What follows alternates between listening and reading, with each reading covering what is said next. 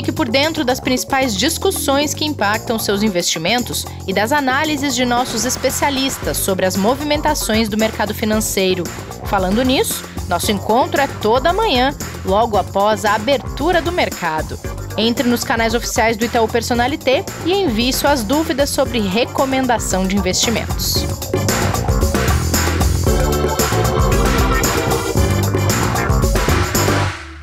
Terça-feira, hoje é 4 de maio de 2021, Investidor em Foco no ar, numa super terça para a gente viajar aos Estados Unidos na aula de hoje do professor Martim. Já está com sua mala pronta, Kleber? Tá aqui já, caderno a postos, tudo a postos para mais uma aula que hoje vai ter matéria pesada aí, né? Pesada no sentido de quantidade, né? É verdade, vai ter matéria pesada em todos os sentidos mesmo. A gente vai falar de Estados Unidos. Vamos antes dar uma passada rápida pelo cenário de hoje, hein? Vamos lá, Rê. Bom, Kleber, tem depoimento dos ex-ministros da Saúde Henrique Mandetta e Nelson Teich na CPI da Covid e Brasília também terá a apresentação do parecer do relator da reforma tributária, deputado Aguinaldo Ribeiro, sobre as mudanças no sistema tributário brasileiro que ele coloca nessa discussão. Então, atenções voltadas a Brasília nessa tarde, hein? Isso aí, são dois eventos bem importantes, né? O primeiro, como você citou, já é aguardado, né, há alguns dias, que é o início da CPI da Covid, né? E ela começa exatamente com os ex-ministros depondo, né, na condição de testemunhas, né, e obriga eles a assumirem o compromisso de falar aquilo que aconteceu enquanto eles estavam, né, à frente do Ministério da Saúde, né, no período que eles estiveram ali ao longo de 2020. Primeiro fala o Henrique Mandetta, depois, a seguir à tarde, fala o Teich, e aí a gente vai ter algumas informações a mais e ver como que vai ser o transcorrer, né, dessa comissão, que é bem aguardada e que para o investidor, o que é muito importante, além, obviamente, da questão local, né, do país como um todo, né, em relação àquilo que vai ser apurado, pode trazer impactos em relação a possíveis riscos políticos ao longo, né, do trâmite da comissão, né? Então, isso que o mercado fica muito atento, a gente tem que acompanhar. E, do outro ponto, em relação à reforma tributária, a gente tem isso como algo muito positivo para o mercado, né? O relatório sendo apresentado. A questão que fica é a divisão que se tem hoje de como que ela pode tramitar, né? Então, a gente tem parte do governo, e aí quando a gente fala do governo, na verdade, do Congresso ali, de grandes lideranças querendo que ela passe por completo, enquanto a gente tem a equipe econômica, mais a liderança da própria Câmara, ali com Arthur Lira, entendendo que pode ser mais interessante que ela seja fatiada, né, que ela seja feita em fases. Então, essas discussões e essa tramitação vai ter ali uma definição de como que vai ser, né, a passagem da reforma, né, e de toda a análise dela para que ela tramite primeiro ali sobre a Câmara, né, depois indo ao Senado também, mas o que importa é que o ponto já começa a mostrar aquele andamento, né, de agenda econômica que a gente vem falando há bastante tempo, né, desde do orçamento ali enquanto ele estava para se definir, né, quando ele saísse, provavelmente a gente abriria aí essa agenda econômica que é tão relevante para que a gente possa melhorar a nossa situação aqui e que já vem há muito tempo parada, né? Então é um ponto bem positivo que o investidor vai acompanhar também. Acompanhamos, então. Bom, Kleber, na Índia, a situação da pandemia segue crítica. A gente trouxe algumas informações nessa segunda-feira, mostrando um pouco da realidade por lá. E nessa segunda mesmo, a Organização Mundial da Saúde alertou que 1 em cada 3 novos casos registrados no mundo tem origem na Índia, o que torna ainda mais delicada a situação do país, né? É muito complicado, né? Já supera mais de 20 milhões de casos, né? Em meio à situação ali dessa segunda onda, acabou sobrecarregando muito também, como a gente já viu até por aqui, em diversos lugares, né? Os hospitais, inclusive lá tem diversos crematórios também, esses foram super sobrecarregados, né? E a gente tem ali, nos últimos 4 meses, 10 milhões de pessoas infectadas, né? Então, com uma oposição ali dentro do país pedindo de qualquer forma que seja feito um lockdown nacional para melhorar essa situação. E como você mesmo colocou, né, as autoridades todas alertando para o risco de disseminação fora do país, né, que a origem, né, que vem ali da Índia acabe levando para diversas outras regiões, principalmente as vizinhas, no primeiro lugar ali, uma possibilidade de aumento da questão da disseminação do vírus. A gente vê o mercado asiático ainda não refletindo, como a gente já comentou até ontem aqui, né, diretamente isso nos números ali, nos resultados, mas o alerta fica cada vez mais forte porque não tem sido, pelo menos nos últimos dias, né, nas últimas semanas, mostrada aí uma evolução para a melhora desse quadro, né? Então a gente continua atento aqui, porque se isso impactar o mercado asiático, e a gente fala de China, Japão, entre outros ali, a gente pode acabar tendo um impacto global por causa da situação da Índia. Então é muito importante que isso seja regularizado, né? Ou pelo menos dado um direcionamento para regularizar essa situação. Quando a gente fala regularizar, né, ajudar a situação sanitária ali do país o quanto antes. Tá certo, a gente segue acompanhando e trazendo detalhes por aqui. Saiu o PMI do Reino Unido, veio bom, Kleber? Segundo o maior da história, pelo menos é o nível que ele alcançou desde 94, não se tinha um nível de PMI industrial tão positivo, o que mostra ali um avanço para 60,9 pontos, isso em abril, né? A gente tinha em março ali 58,9, então o recorde é de 61, ou seja, praticamente igual, né? Que aconteceu em 1994, ou seja, há quase 26 anos. Então a gente vê um avanço muito forte da indústria britânica, exatamente num momento em que a gente precisa que as economias globais comecem realmente a ter essa recuperação. A gente já vem, né, sinalizando que o Reino Unido está à frente de outras grandes economias, né, como dentro da própria Europa ali, com relação à Alemanha, à França, e até mesmo, né, com relação a outras regiões, né, como Ásia e até mesmo os Estados Unidos. O Reino Unido vem se posicionando de forma muito positiva na sua recuperação e no controle que ele fez desse planejamento para a retomada da atividade, né. Então o dado foi muito positivo, ajudou bastante ali na abertura do mercado europeu, que acabou sofrendo depois um pouco com as preocupações, na verdade não é nem preocupações, dúvidas que se tem, que vêm sendo questionadas em relação ao pacote nos Estados Unidos, porque parte dos republicanos não querem que chegue nem perto do valor proposto pelo presidente Joe Biden. Então isso vem impactando um pouco o dia hoje, inclusive no mercado aqui, né, porque os futuros em Nova York, que ainda não abriram, operam em baixa e acabam refletindo um pouco lá pela Europa. Mas o dado foi super positivo e ajudou bastante ali a gente ter uma esperança realmente de recuperação mais rápida da atividade, inclusive na Europa. Muito bem, vamos para a nossa aula? Vamos lá. Tá pronto? Tô aqui, tudo pronto. Gente, a gente fala muito aqui que os anos de 2020 e 2021 têm despertado em quem investe essa curiosidade e essa necessidade, dá para dizer, de diversificação internacional dos investimentos, de exposição a outros mercados. E quando se fala em outros mercados, logo vem à mente, claro, os Estados Unidos, por ser a maior economia do mundo e também porque lá estão importantes bolsas de valores, importantes empresas que impactam nos indicadores globais. E aí, juntando nesse contexto, historicamente os presidentes norte-americanos são submetidos a um balanço dos 100 dias. Alguns historiadores dizem que isso começou lá em 1933, no primeiro mandato de Franklin Roosevelt. E no caso de Joe Biden, os primeiros 100 dias foram completados na última semana. E aí desafiamos nosso professor Martim, porque já teve repercussão desses primeiros 100 dias, do discurso de Biden no Congresso e também da recepção do mercado a isso tudo.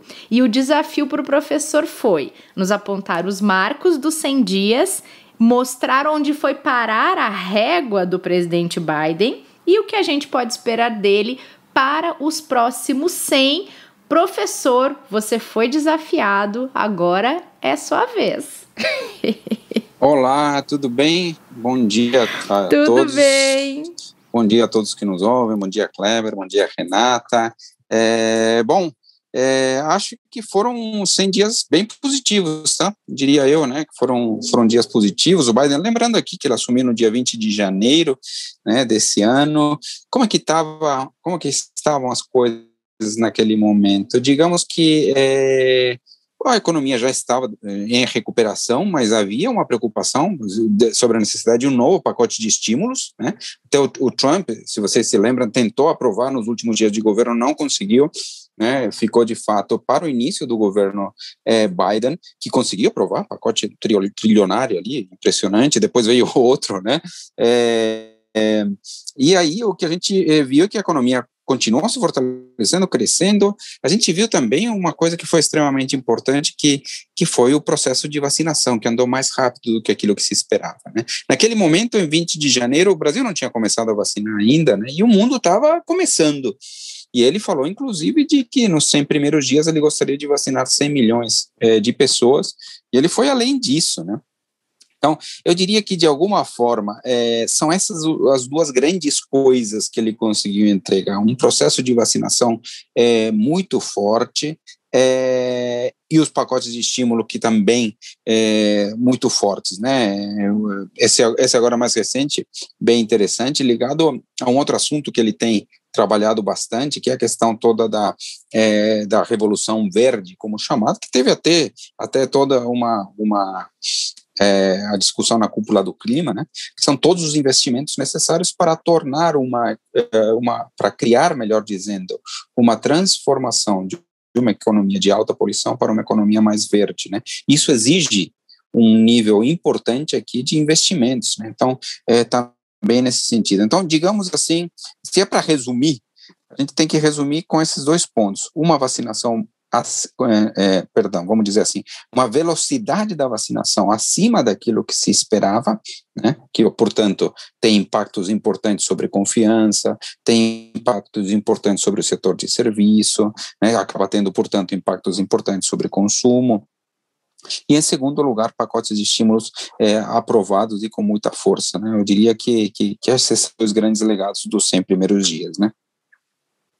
Professor, e esse último ponto que você colocou, que até tem mais um em discussão agora, né, como a gente acabou de comentar, que são os pacotes de estímulos, e aliados também à vacinação, né, o processo de imunização em massa que os Estados Unidos vem fazendo, são pontos claros de que ele conseguiu realmente cumprir aquilo que era o objetivo no início do governo dele?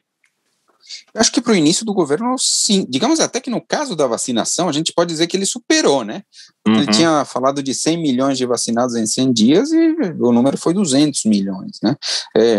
Acho que o grande desafio daqui para frente é concluir, né, isso. A partir de agora a vacina já está disponível a partir de 16 anos, né? De forma gratuita, tudo mais, né?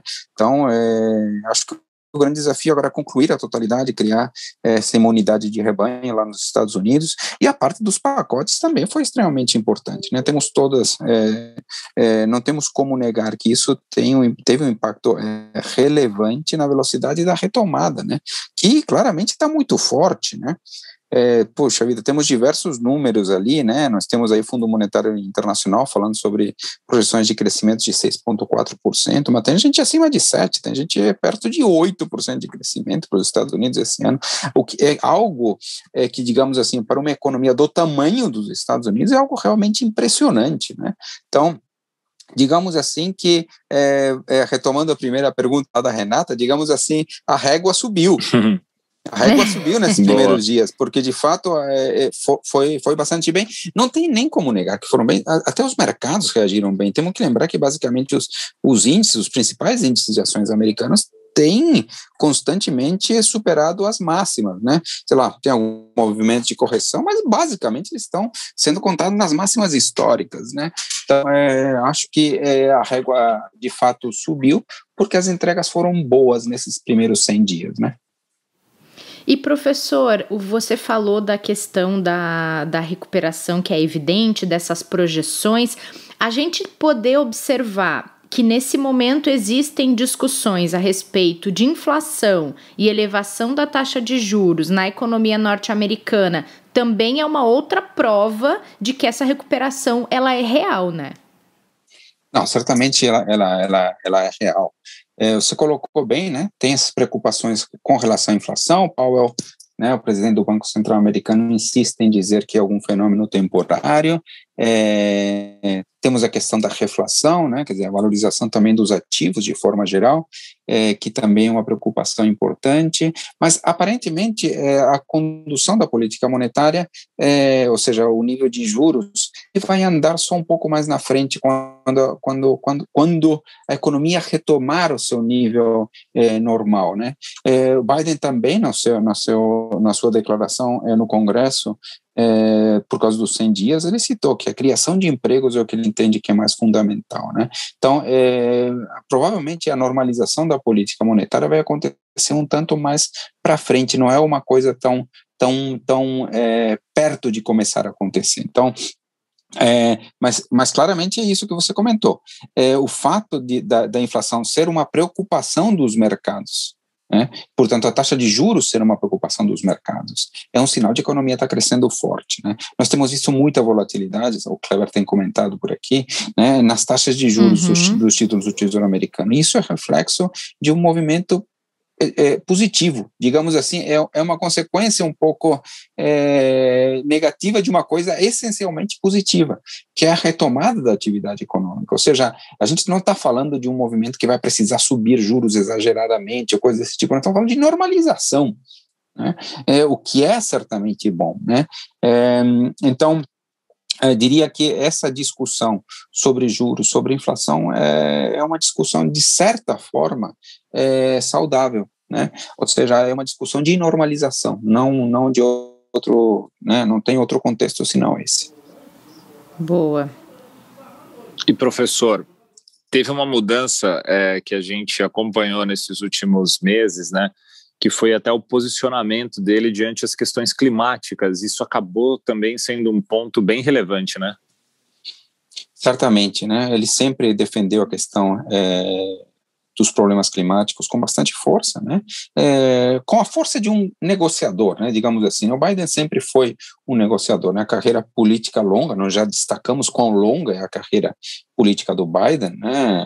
Muito jovem entrando na política, né, e hoje sendo o presidente eleito com maioridade, né, da história, tudo isso, fez com que ele aprendesse a negociar de uma forma bastante eficiente, né. Isso apareceu já na forma como ele conduziu particularmente a cúpula do clima, né, de alguma forma devolvendo alguma liderança de uma forma mais forte para os Estados Unidos na condução dessa questão, né? Então, digamos assim, os Estados Unidos de alguma forma voltam a se posicionar como protagonista, né, nas relações internacionais. Então, esse, digamos que de alguma forma é também um ponto positivo. O que resta, digamos, é isso que eu comentei, a régua subiu, tá? Né? Então, já entrando o que esperar dos próximos dias, a régua subiu, né? E aqui o que eu diria cara, o que ele precisa fazer? Primeiro, concluir esse processo de vacinação, né? Está indo rápido, é verdade, mas falta bastante coisa ainda, tá? Então, precisa ser concluído, né? Tem gente, como em qualquer lugar do mundo, que não quer se vacinar, mas precisam ser convencidos. Tem uma série de coisas aí que podem surgir, né, mas que eu entendo que podem ser resolvidas sim, e a outra coisa, obviamente, é conseguir recuperar de uma forma total o nível de empregos, né, então, retomar, digamos assim, o pleno emprego, alguma coisa perto disso, acho que é uma outra grande preocupação para o governo Biden nesse momento, né? Então, acho que é isso, né? É isso, a régua subiu e ele precisa, de fato, de alguma forma, continuar mantendo nos próximos dias, ou até o fim do governo, um cenário positivo para os negócios, para a saúde, para tudo. E para o ambiente, ambiente internacional também, que seria extremamente importante.